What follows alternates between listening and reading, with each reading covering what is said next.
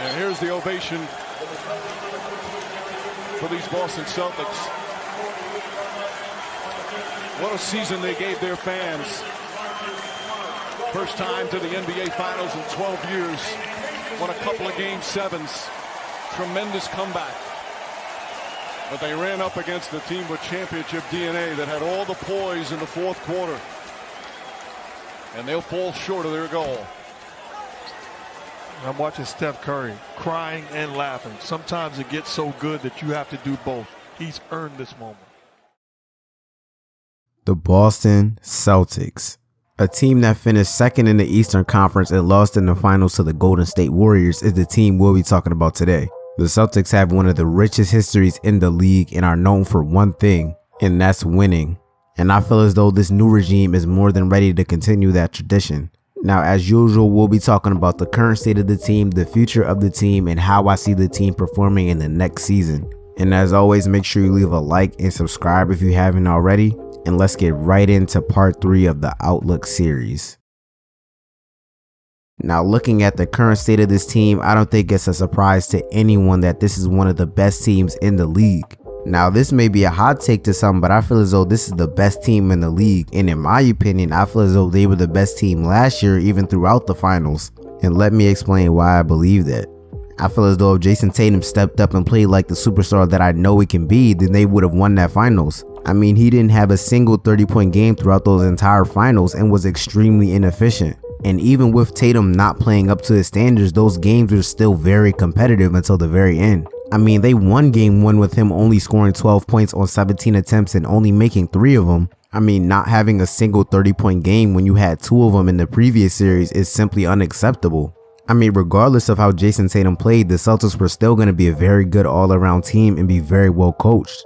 I mean, Marcus Smart did his job as the primary defender and the playmaker for the team. Jaylen Brown stepped up as a second star and did what he needed to do. And Robert Williams was still a presence down there and did his job as well. They just needed their main guy, who was Jason Tatum, to step up and be consistent. And not saying it's all Jason Tatum's fault, because it's not. But all those games were competitive, and when times got tough for the Celtics, they needed their main guy to step up, and he simply didn't.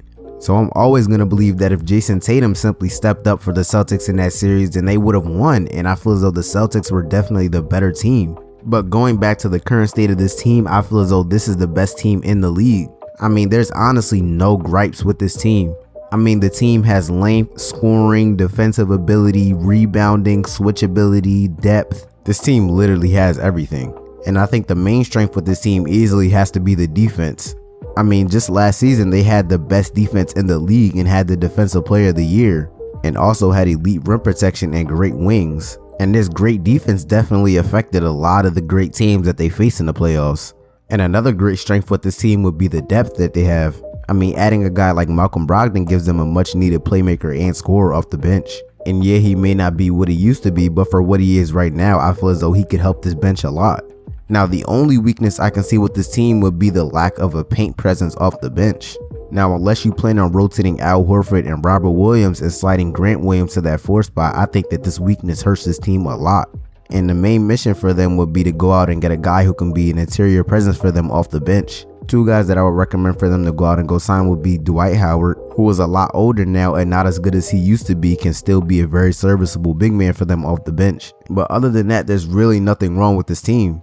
But now, moving on to the future of this team, I'm very confident in them. I mean, almost every single key player on this team is young, and all of them will continue to get better. Jason Tatum, who was their best player and just made All NBA First Team last year, is only 24 years old, and that is scary. Jaylen Brown is only 25 years old, and he will get better, and that's scary as well. Robert Williams will also get better and still continue to be that interior presence for them. And Grant Williams, as he continues to gain confidence, he'll get better as well. Now, the only thing that this team has to worry about in the upcoming future is losing Al Horford, because after this upcoming season, he's a free agent and he's making $26 million already. So I think that it's safe to say that he'll command around that type of money once free agency hits. But I don't think the Celtics are going to be willing to pay him that much, and that may lead to him leaving and going to another team. And I feel as though that would be a big loss for them. I mean, I feel as though Al Horford was one of the biggest reasons why they got to the finals. I mean, a 6'10" guy who could stretch the floor for them and play the 4 or the 5 position very well,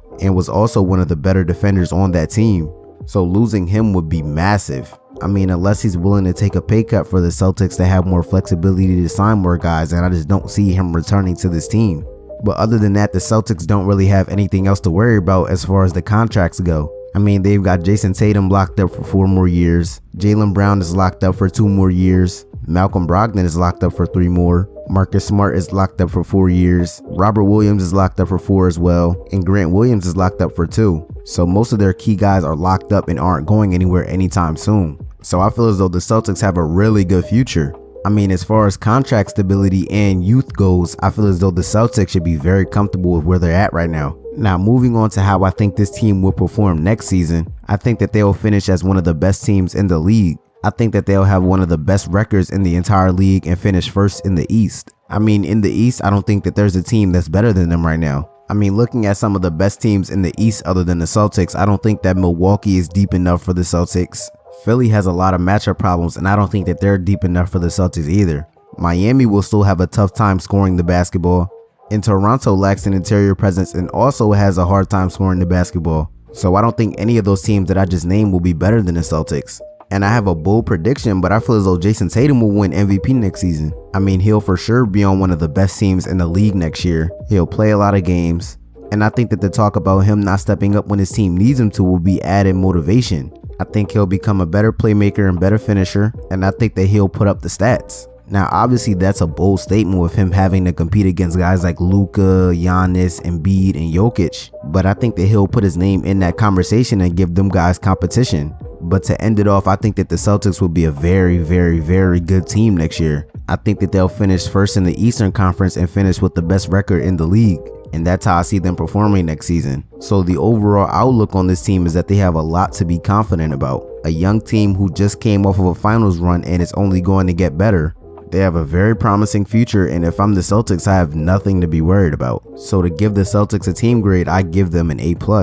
And that is the Celtics outlook. Now, if you enjoyed the video, make sure you leave a like, as it helps my videos out a lot and helps it reach more people. Make sure you hit that subscribe button. And if you have a team that you want me to do next, make sure you leave it down below in the comment section. My social medias will be down below in the description. New videos just like this one on the way soon. And as always, I'm out. Peace.